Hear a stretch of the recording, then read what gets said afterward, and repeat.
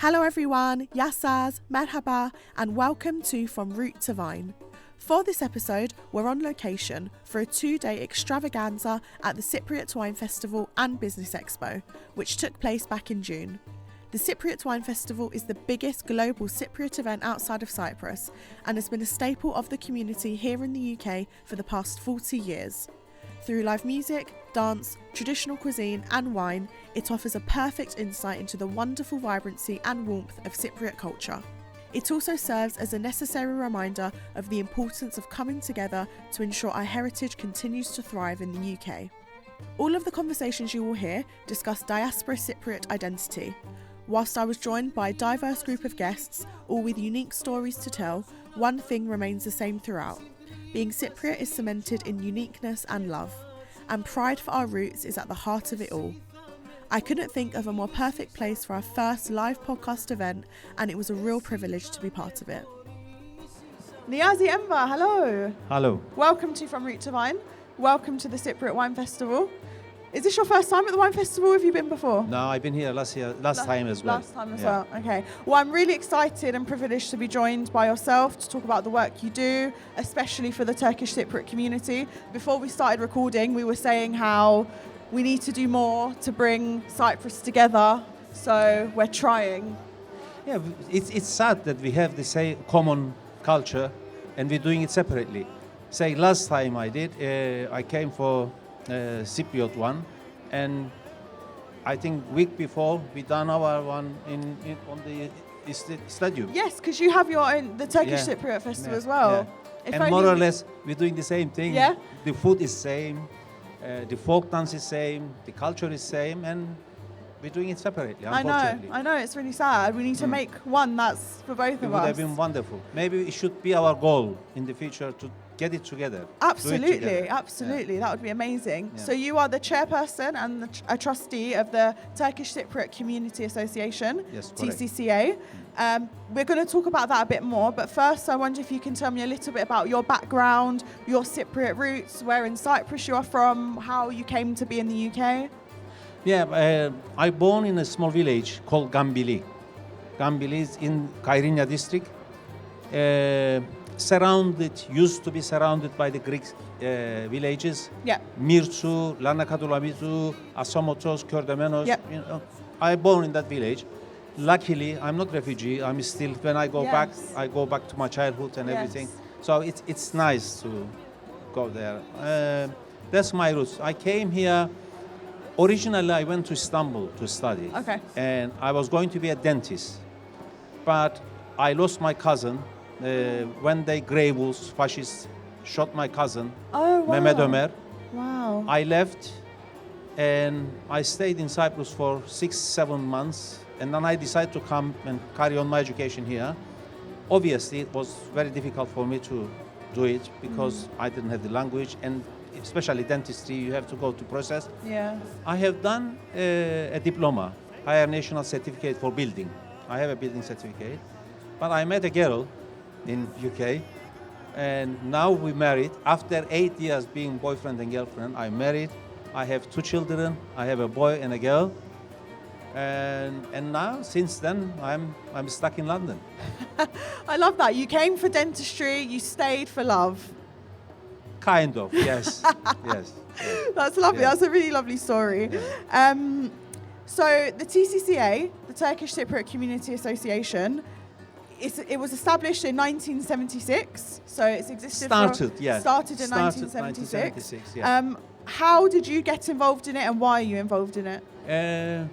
I joined to TCCA a couple of years after. Actually, I was more or less from the beginning.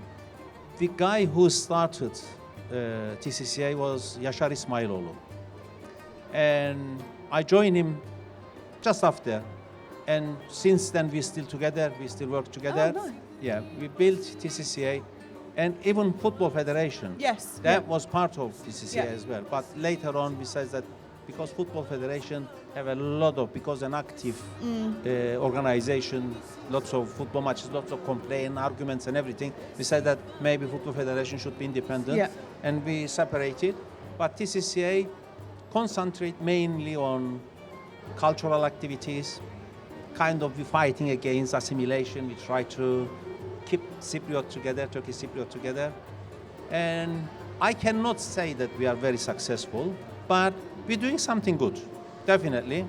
I can say that you are successful. I think you are doing a lot of things that are good. Yeah. I mean, the fact that you were established in the 70s and you're still existing and you're still helping the community, I think is great. So you're the largest Turkish-speaking charity in the UK. Yeah.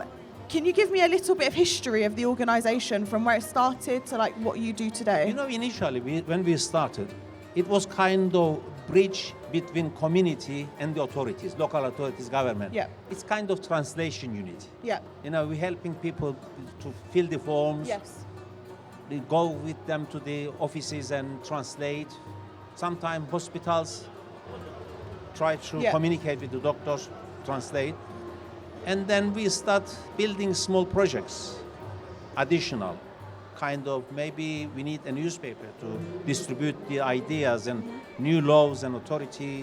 When they bring something out, how can we get this message to the community? And we start toplum postası. Toplum postası is no longer exist, but it served a good 20-25 years. Okay. Now we have 3 branches, one in Haringey, main building. Yep. We got one in Hackney Islington branch, which is Newton Green. Yep. And we have an office in Enfield, a small office. Okay. And we are about to start something in South London as well, Southeast Nice. London. Olken Road, somewhere Okay. on Olken Road. Yeah. That's good. Obviously, the Cypriot communities, a lot of us are in North London, but we exist in South London as well. So it's nice that you're branching out to South London. Yeah, we have a good lot of projects. We got about 70 professional workers that work for organization. And say on COVID period, we asked for volunteers. We got more than 50-60 volunteers as well joining to the Wow. professionals. So we had a huge workforce. Our turnover is over 1.5 million. Wow. And the organization is doing good, very well. And as you say, we are the biggest charity, Turkish Cypriot charity organization in the UK. Yeah, you're doing really well. What is the importance of the TCCA in kind of preserving Turkish Cypriot heritage and its history?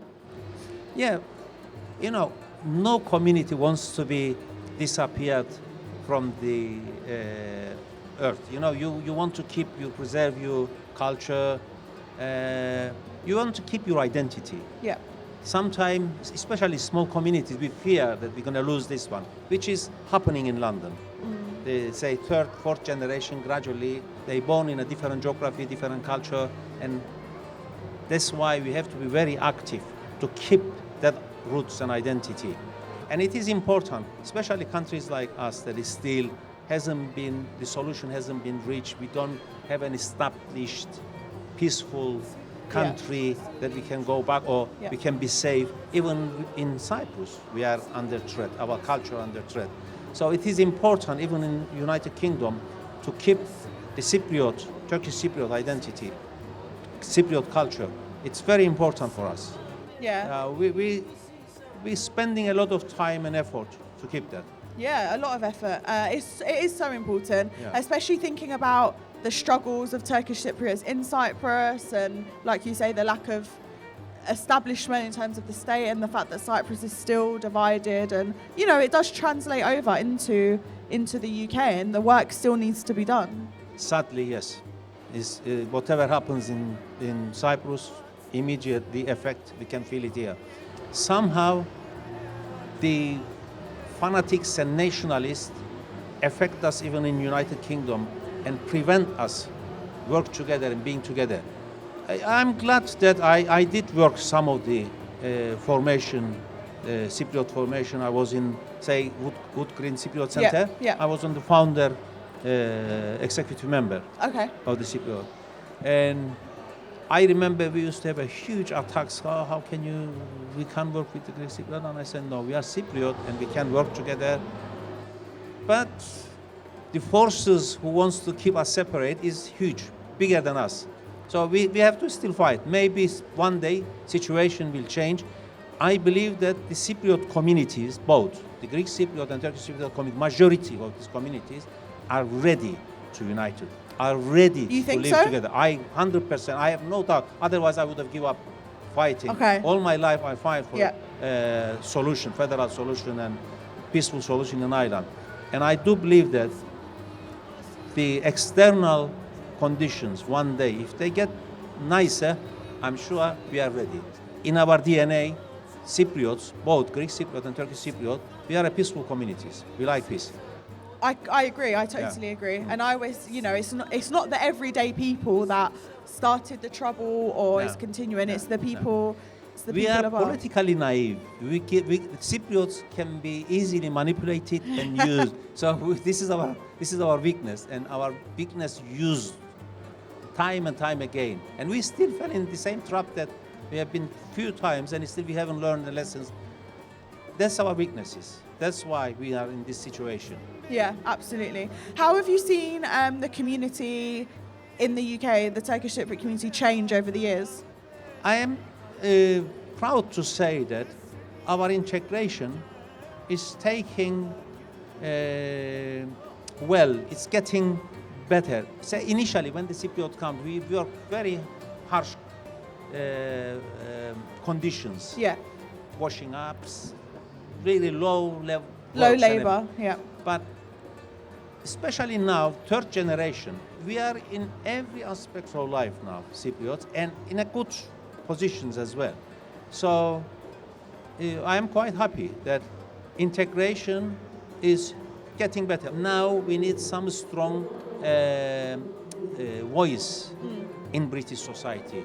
no, I totally agree. I'm Yeah. seeing it come as well with Nesil and Yeah. Shahalambo and lots of different people, and I Yeah. hope it continues. Yes, it is going well. Yeah. But we shouldn't stop there. We should get more and more people to involve in politics, because without politics, if you don't have a political voice, doesn't matter how successful you are, you cannot be heard. What are some of the things that the TCCA is doing to help young Turkish Cypriots to become more involved? Say, for example, after Brexit and this COVID and everything, I believe that the British economy is going downhill. And to find a decent job, we have to help the youngster Yeah. how to prepare a CV Yeah. or how to behave on the interview panels. Yeah. And all this, we have to arm them. When they go, they can perform. So it is important that we should have this kind of projects so that we can help them to be more advanced. Yeah, that's really To find- important. But not only that, say, mental health, because so long people are in COVID, locked Yes. home and everything, and when they come out, there is no jobs. Yeah. And sometimes the youngster psychologically negatively affect. And if you do not have centers and community to go back and rejoin to the life again, it's hard. So we have to be available. We have to provide some youth clubs, some even activities for them, so that they can come out, and even if they don't have a job, they can put that negative energy out somewhere. That brings me on nicely to my next question, because community is obviously at the heart of what you do and what the TCCA does. Why is community important, and why should it be coming from the grassroots on the ground instead of people at the top? It's much easier for our youngster to come and talk to us than talk to anyone else. Yeah. So we should be there for them, so that they can come and explain us their problems, or they come and talk to us their problems if we can help them. When you have your community and you know you're with people that are like you and speak the same languages, even sound like you, it really does help. Do you have any specific community initiatives that the TCCA does for the diaspora, the Turkish Cypriot diaspora, for young people? Well, we have quite a few. Say every year we have one big festival. That's actually against assimilation, or we show them that, listen, you have your own culture, you have your own food, music, folks, everything. So they should be proud of their roots, Yeah. and they should recognize their roots, and it gives them extra strength. we don't discourage them to participate in the British society, but they can participate with any strength if they know their roots and have this additional power. Yeah, that's really nice. We have this festival, and we have an elderly care projects, and we have this mental health and women projects. So we have all sorts of different area projects that we are trying to reach our community. Yeah, what you said about making sure that like your roots are at the heart of what you do, especially as young people. I think that's really important. It's something that I'm trying to, what I've been learning and doing this is helping me learn that I'm always thinking about my roots. And I want Cypriot youth to be confident in this city, in this country. I don't want them to feel that, oh, who are we? We are ethnic, we are not. They should feel proud to be Cypriot, and they should be at once not to scare for any other culture or any other ethnic group. They should just go forward, do business, do whatever they like, but at the same time to have that Cypriot strength in them. I love that. I like to have Cypriot strength. Yeah, we should all have that Cypriot strength. That's so important. They need to have lots of gubes too. Lots of gubes, lots of dolma, Yeah, lots of jaju. That gives us all that gives us all of the Cypriot strength. Exactly. What are some of your favourite places in London, in the UK, where you can experience Cypriot culture? I always feel good in North London. Yeah. Enfield, Haringey, Newington Green around here. You feel like home a little bit, because we more or less reflected our shadow to this area. So there is a Cypriot shadow. Everywhere you go, there is something that Cypriot passed from here. Yeah. So it's nice to walk around our shadows in North London. It's beautiful. Yeah, that's a really great way of explaining it. You're walking around your shadow. I love that. That's so true. Yeah. That's so true. In terms of the current generations of young Cypriots, what can we do to make sure that the community between young Cypriots and the older generations is strong, so we can remember the past but also think about the future as well? Yeah. The friction is always big and always exists. Between young and old? Yeah. Okay. So we have in Cyprus as well, and we have it here as well. We have to be tolerant. We have to accept that our children born in a different geography, different culture. Yes. So they will be influenced from these cultures and geography. So we have to accommodate these differences. But at the same time, we have to tell our children to be respectful as well to their elderly, and there is things that they will learn from older generations. So this is two-way learning. I have seen sometimes with Cypriot making a mistake that we think that our values is the absolute right one. And when the kids come from school with some kind of influence by indigenous English culture and everything, we start rejecting, and sometimes we angrily rejecting. And that's actually create a negative effect on our kids. We shouldn't do that. We should be, as I told you, accommodating. Yeah. We should allow our kids to have these small changes and everything. And sometimes, we should adopt as well, integrate as well. Because some Cypriot, unfortunately, we never integrate to the British society. Stuck in their ways, yes. That's wrong as well. Yes. No, I totally agree. I always say the best things I've learned is speaking to the older generations. I spoke a lot to my granddad, I speak a lot to my grandma, other elderly relatives. You learn so much, and it's so important as well for my generation, because if we don't speak to them, then unfortunately, as everyone does, people will die, and then we're left with nothing. We've not heard their stories, we don't have, their experiences, and that's so sad. It is, definitely. When you were younger, what was some of the best things that you learned from your parents and the older generations about your Cypriot roots? Who I am now, it's part of what I learned from my grandparents and my parents and everything. The morality and tolerance and things like that, it's from family mainly. This is why I am extremely careful what I'm telling to my kids. And I believe that they are good kids, so they are okay now. Yeah. Good, you've done your work, you've done your duty. I think so.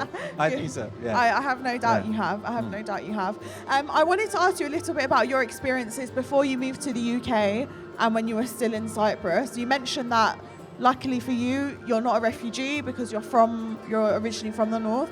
What was your experience like though growing up around, there was a lot of conflict, particularly in the 1960s towards the Turkish Cypriots?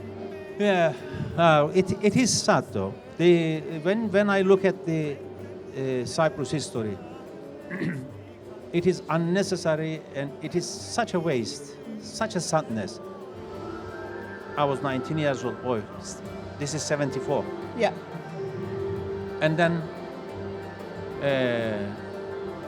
the Turkish invention and everything. First the coup and then Turkish intervention.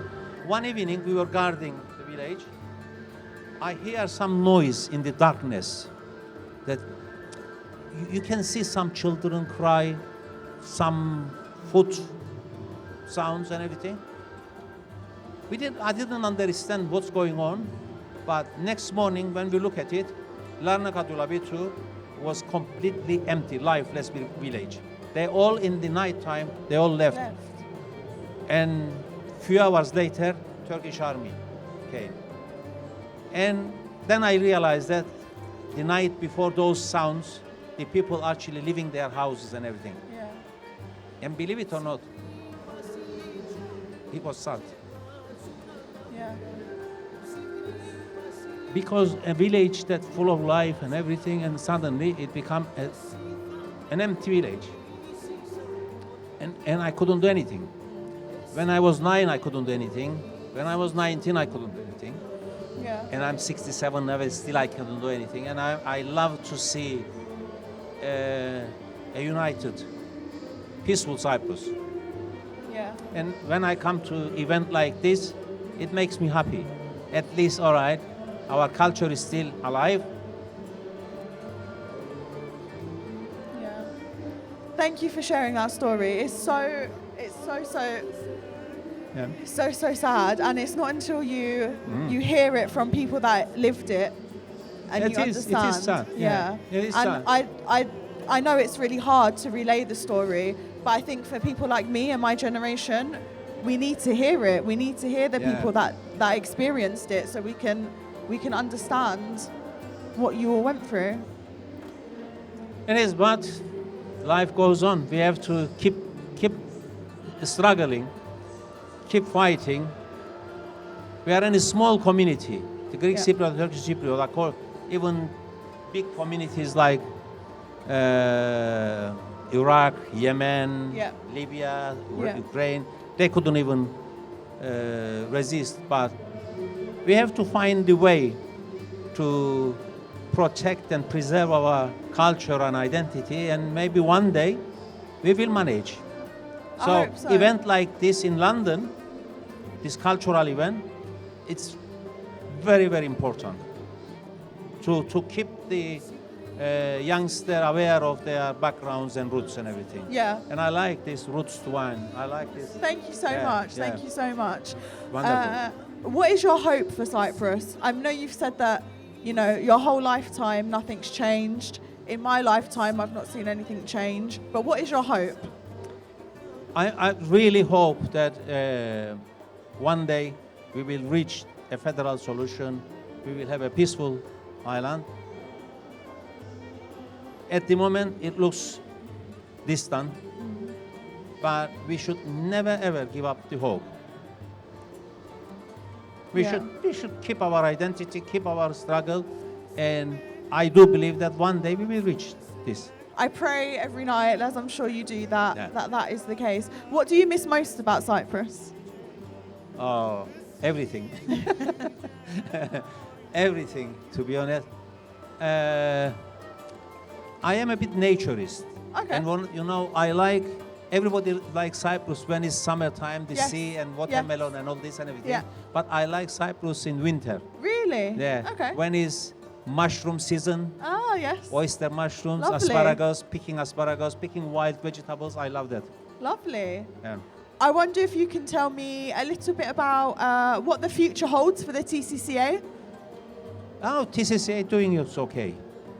I know that we are going to have more pressure because the economic situation is going to get worse. Yes. And the people's demand is going to increase.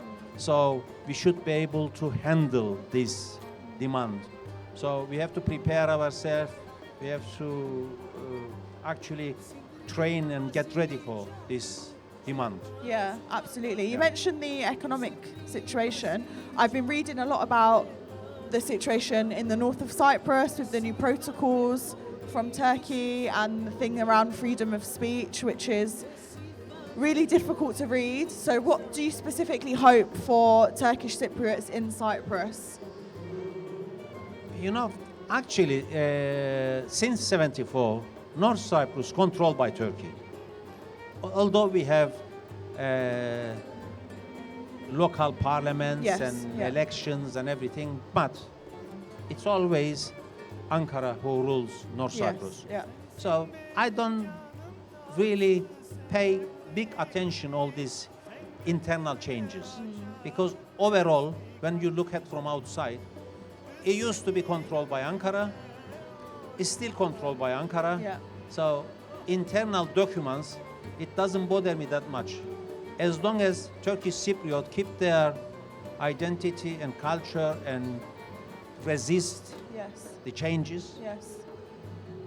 that's the main thing. Yeah. Do you think that's happening though? Because I hear so much about there are a lot of Turkish people from mainland Turkey in Cyprus, and a lot of Turkish Cypriots fear that, you know, there's this Turkification of the north of Cyprus.